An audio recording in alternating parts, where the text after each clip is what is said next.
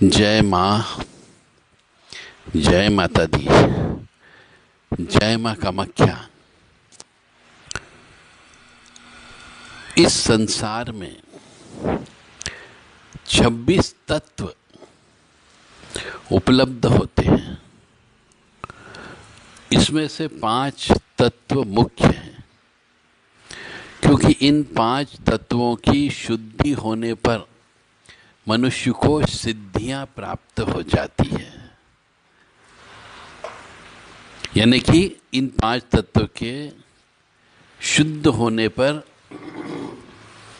आध्यात्मिक शक्तियां जागृत होने लगती हैं। अब इन 5 तत्वों में इनके पंच देव हैं।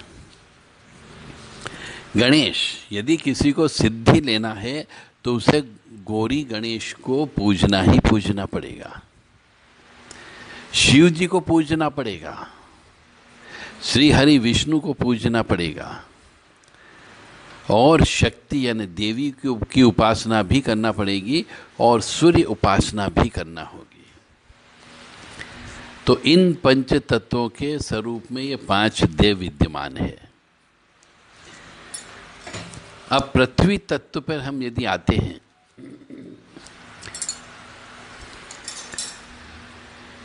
तो ऐसा कहा जाता है कि इसके देवता गणेश जी हैं और गणेश अथर्व शीर्ष में रक्त गंधानुलेपनम शब्द का प्रयोग किया गया है। तो गणेश जी गंध लेपन कर दुर्वा और मोदक से प्रसन्न होते हैं, इसीलिए गणेश अथर्व शीर्ष में रक्त गंधानुलेपनम शब्द का प्रयोग किया गया है। तो पृथ्वी तत्व जो मुख्य है वो है गंध मात्र है और इस शरीर में मूलाधार चक्र के निवासी गणेश जी हैं। इसलिए किसी भी मनुष्य को मूलाधार चक्र को एक्टिव करना हो तो गणेश जी की पूजन अर्चन करना चाहिए। इसी प्रकार से आकाश तत्व होता है और इस आकाश तत्व का जो मूल स्वरूप है वो है ध्वनि और इस ध्वनि के अधिपति देवता है भगवान विष्णु। यानी विष्णु का मतलब हो गया अनंत, जो समस्त ब्रह्मांड में व्याप्त है। इसलिए भगवान विष्णु का कीर्तन, भजन, स्तवन ये सब करना चाहिए, ढोल मजीरे बजाना चाहिए। और भगवान शिव जी जो हैं जल, दूध आदि से प्रसन्न होते हैं और शक्ति जहाँ वायु तत्व का निर्माण है वो वायु तत्व का निर्माण करती है और यह स्पर्श होता है तभी महसूस होता है। यानी कि जो हम यहाँ पे 5 तत्व बता रहे हैं, 5 तत्वों के पंचदेव हैं गणेश, शिव, विष्णु, शक्ति और सूर्य। तो पृथ्वी तत्व में गंध आता है, उसी प्रकार से शक्ति तत्व में स्पर्श आता है, अग्नि आती है। तो ये भी पंच तत्व कहलाते हैं। गंध हो गई, ध्वनि हो गई, नाद हो गया। तो शक्ति को प्रसन्न करने के लिए पुष्प, कुमकुम इनका अर्चन किया जाता है। यानी अर्चन का मतलब होता है प्रार्थना करने से देवी स्वरूपा प्रसन्न होती है। अर्चन और ध्यान में बार बार भगवती के श्री विग्रह का अंतर और बाह्य रूप हम महसूस करते हैं, जिसके अंदर कुंडलिनी शक्ति में स्फुरन होता है, कंपन होता है और मनुष्य ऊर्ध्वगामी बन जाता है। और भगवान सूर्य जो है, या तो अर्घ्य प्रदान करो तो प्रसन्न होते हैं, या अग्नि में आहुति दो तो प्रसन्न होते हैं।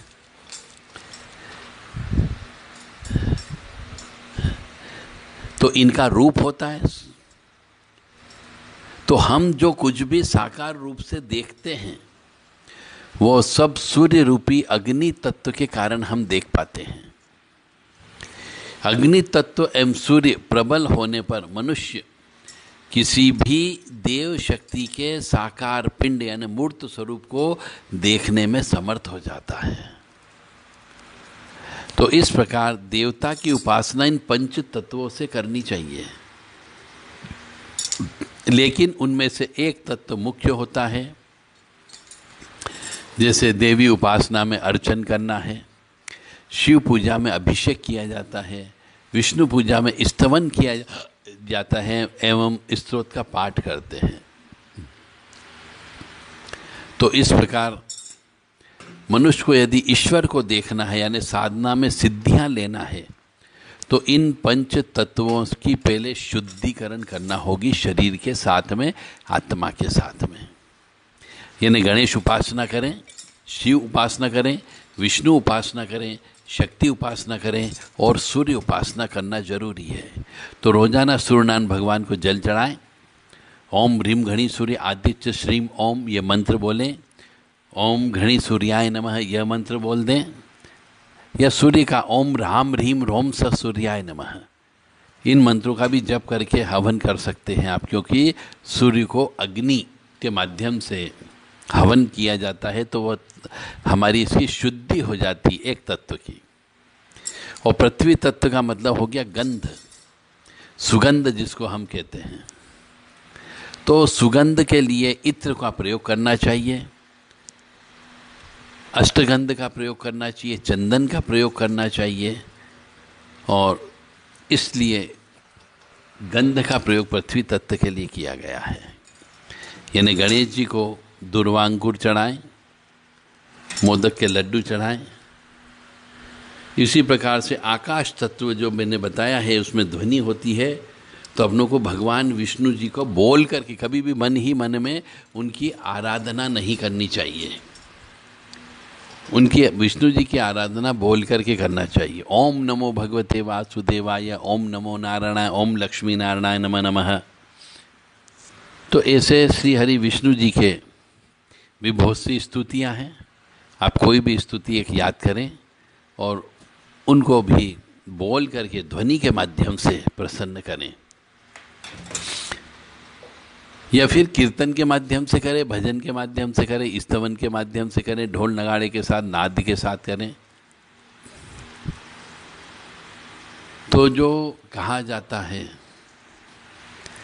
कि जो मनुष्य इन पंच तत्व का नियंत्रण कर लेता है उसके पास सिद्धियां आ जाती है, वो शक्तियों को देखने में समर्थ होता है। और वो समर्थ सूर्य रूपी अग्नि की वजह से ही होती है।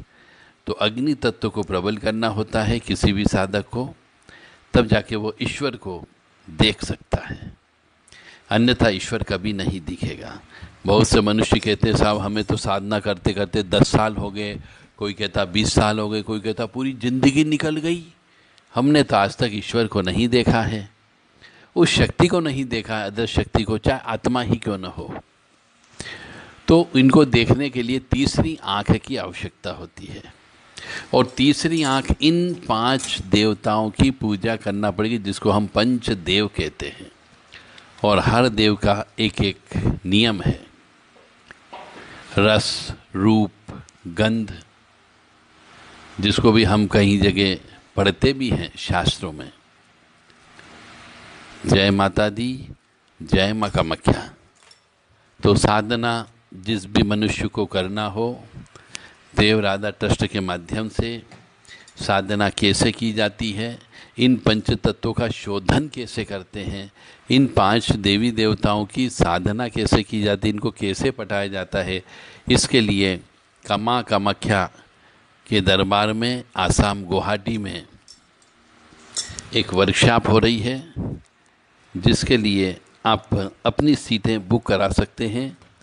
यह वर्कशॉप 28/10/23 से कामाख्या में होगी, जो 1 माह तक चलेगी। इसमें आप जितने दिन रहना चाहें उतने दिन रह सकते हैं। जय माता दी, जय माँ कामाख्या।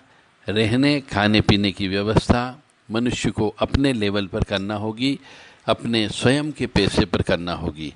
जय माता दी, जय माँ कामाख्या।